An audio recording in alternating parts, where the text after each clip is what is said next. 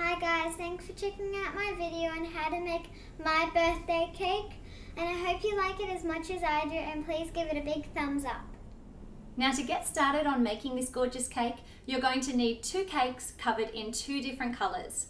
So for my top tier, which is a 5-inch high, I've chosen pure white, and for my bottom tier, I'm going for the Satin Ice Baby Pink. I would love it if you would leave some comments below of some other choices that would look great for this cake. And if you create it, please hashtag CakeStyle on either Twitter, Instagram or Google+, and we can see your creations. Now, the first cake that we're going to decorate is our top tier, and we want to do it right after we've covered it. So I covered this in fondant literally about 10 minutes ago, so it's still really nice and soft. And that is the perfect time to emboss and make impressions on fondant. So I'm using my wooden turntable that I love, but I've also put a little cake pan that's only 4 inches just to pop it underneath. And that way, when I use the impression, I can position it anywhere I want and I can have it come down lower than the cake to line it up perfectly. So I'm just using a border impression mat. It came in a set of 4, and I'm going to use it instead of as a border. We're actually going to turn it up this way and make impressions and get some gorgeous scalloping coming down the sides of the cake. So to do this, what I'm going to do is line up the start of one so that it starts at the very top of the cake.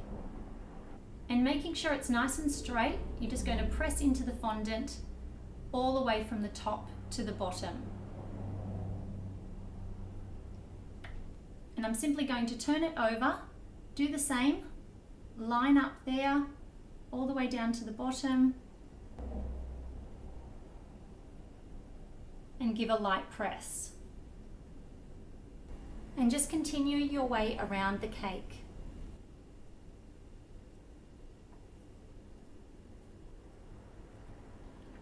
And if you come to the end and there's a space, don't worry about it. We can always put some nice buttons going down the back of the cake. And to finish off this top tier, I've gone ahead and placed some black royal icing into a disposable piping bag. I'm using a number 2 piping tip, and I'm just going to place some little dots just into the centers where the scallops meet.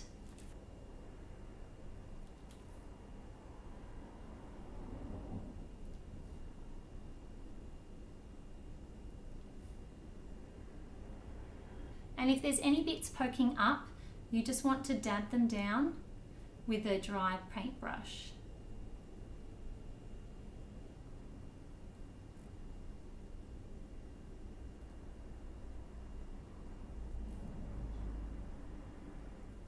Now, as you can see, our gorgeous cake is completely stacked up, and now we're ready to decorate our bottom tier.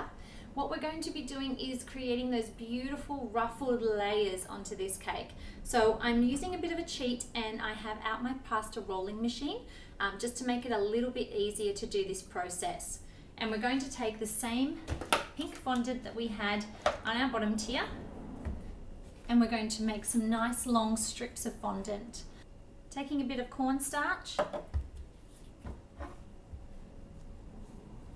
I'm just going to roll out our fondant just a little bit and then place it into our pasta machine. Now I'm starting with it just on level 1, which is the thickest.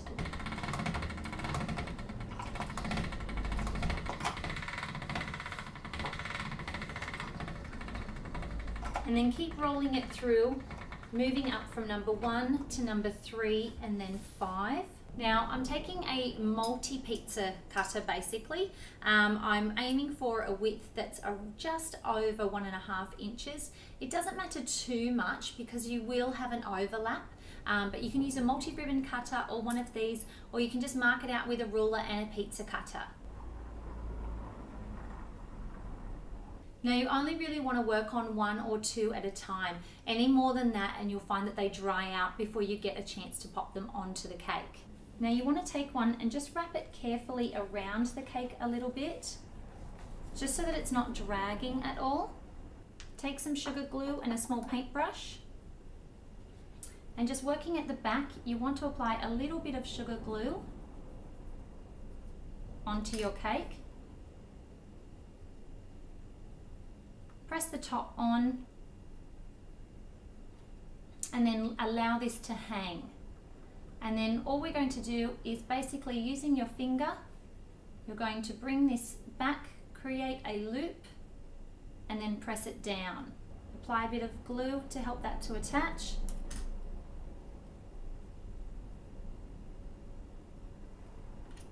And work your way around the cake.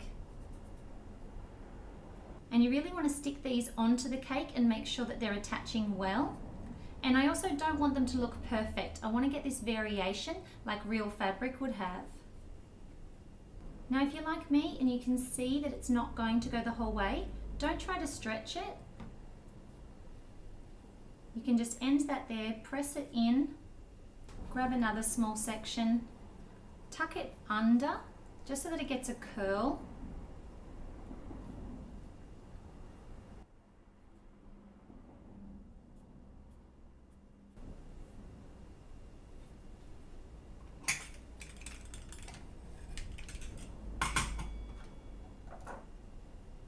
Trim it up and then curl it the opposite way.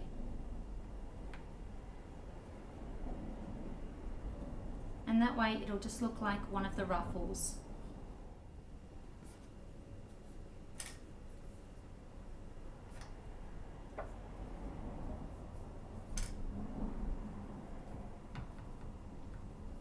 And on the top layer, we're just trying to make it a little bit smoother at the edge. Try to keep them all about the height of the cake itself. And just pressing really gently.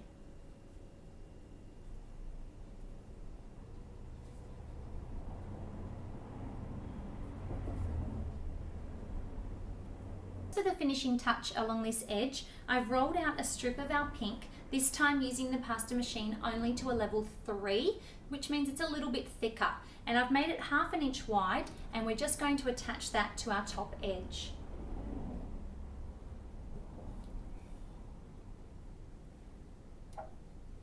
And I'm going to apply some glue all the way around the edge.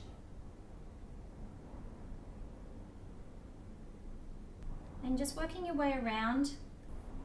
Now you want to press down firm enough that it attaches, but not too firm, because the entire point of this is just to make sure that you don't see so much movement. So don't press it into the ruffles and get their indentations. Give it a little trim at the edge and then seal that up. And I'm just going to press the top edge into the cake just a touch. And for the final touch, I've popped it onto a beautiful black cake stand, and we've had a custom made Eiffel Tower topper from A La Roche, and now it's time to show it to the birthday girl.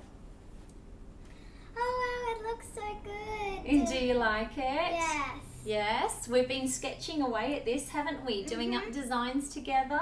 Yes. What's your favourite part? It's a hard decision, but I think it's the Eiffel Tower. Did you know it's got something extra special added to it as a surprise?